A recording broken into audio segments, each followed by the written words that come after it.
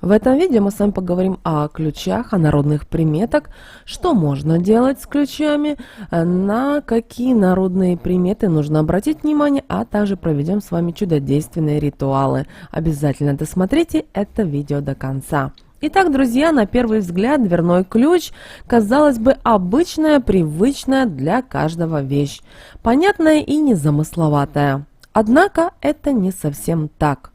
С давних времен ключ не только заботился о безопасности человека, но и являлся символом власти, знания и авторитета. Первые ключи появились еще на заре человеческой цивилизации, ведь как только у людей появилось имущество, возникла и необходимость его охранять. Они изготавливались из твердых пород дерева. Именно такой ключ был найден в гробнице египетского фараона Рамзеса II. И это самый старый из существующих ныне ключей во всем мире.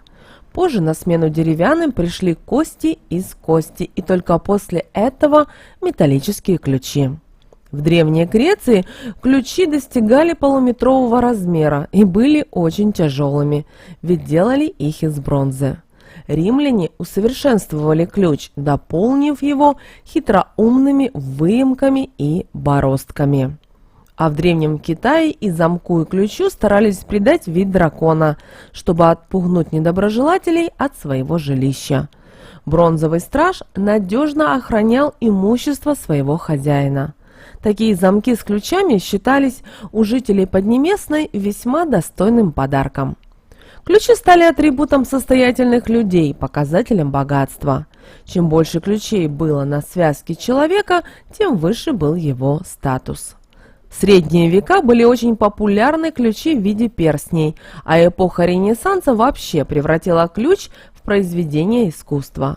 Изящные плоские ключи, искусно украшенные ажурными узорами, позолотой и драгоценностями, не уступали по красоте ювелирным украшениям. Тогда же в моду вошли скрытые двери и потайные замки. Ключ приобрел огромное значение. Для того, чтобы стать ключных дел мастером, нужно было сначала 3 года быть учеником, потом еще 3 года подмастерьем и лишь после этого, сдав экзамен, самому считаться мастером.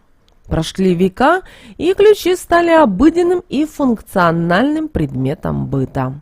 Но не все знают, что такие привычные нам ключи с самого начала своего существования использовались и в ритуальных, и в магических целях. Ведь ключ издревле считался мистическим инструментом, связывающим явь с миром потусторонним.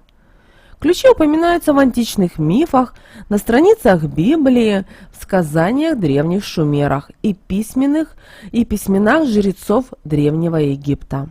Ключами, раскрывающими сердце умершего человека на суде богов, обладала египетская богиня Изида. Древнегреческая богиня Геката хранила ключ, отделяющий жизнь от смерти, а древнеримское божество двуликий Янус владел сразу 2 ключами от прошлого и будущего. В христианстве же ключом от рая отпирает небесные врата их неподкупный хранитель святой Петр. Сакральное значение ключа для человека было так велико, что поверженные города преподносили своему победителю символический ключ от города. Сейчас этот обычай видоизменился, и ключи вручают в городах почетному гостю. Люди во все времена считали ключи своеобразным аккумулятором магической энергии. Не зря же почти каждое заклинание или заговор заканчивали словами «ключ да замок, слово мое крепко». С ключами связано множество поверий и забабонов. До сих пор считается плохой приметой класть ключи на стол. Не делайте этого, чтобы сохранить мир в доме. Тем, кто собирается в лес или в поле, стоит взять с собой железный ключ. Так вы защитите себя от козней разной нечисти. Очень благоприятным знаком считается потеря ключа. Согласно народным поверьям, это к выгодной сделке, осуществлению задуманного. Иногда люди находят ключи на улице, и такая находка, особенно если ключ старый и ржавый, считается добрым знаком. Но не все ключи стоит подбирать с земли. Никогда не берите ключ, найденный на перекрестке дорог, в речной воде, в луже или болоте. Он может вам сильно навредить, ведь нередко, выкидывая ключи в таких местах, их предыдущие владельцы пытались избавить себя от порчи.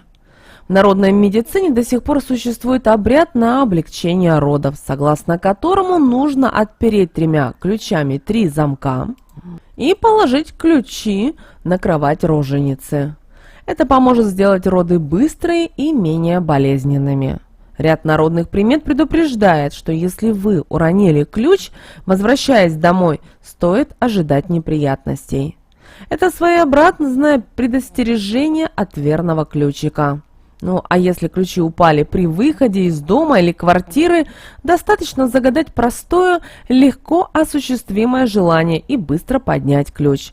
Тогда негатива удастся избежать. Замечательным подарком близкому человеку станет золотая или серебряная подвеска в виде ключа. Этот символ дружбы и преданности обязательно принесет одариваемую удачу. Поэтому относитесь к своим ключам бережно. И у каждого ключа должно быть свое место. Лучше всего хранить ключи в подвешенном виде.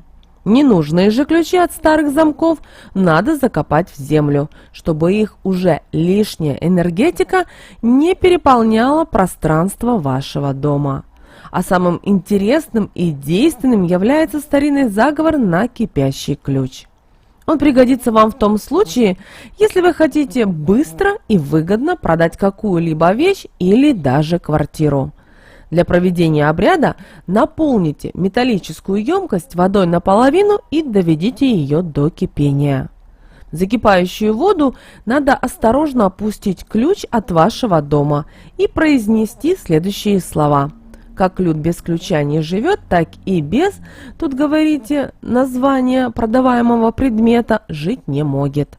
После того, как вода остынет, нужно, не вынимая ключа, слегка обрызгать продаваемую вещь, налить немного воды за двери и сполоснуть остатками воды руки. Очень скоро вы совершите удачную для себя сделку. Ну а если же вы хотите ускорить исполнение заветного желания, существует иной способ сделать это с помощью ключа.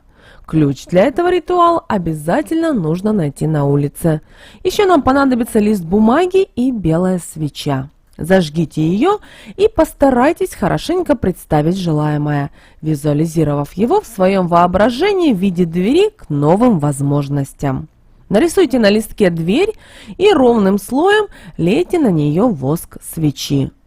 Потом приложите к восковой двери ключ и дайте воску застыть. После этого сверните дверь желания в виде пакета вместе с ключом и сожгите в камине или на костре. Ваше желание непременно сбудется. Берегите ключи, ведь с незапамятных времен они наши защитники и наши помощники. Будьте благополучны и счастливы. Как всегда, ваш канал Эзотерика для тебя.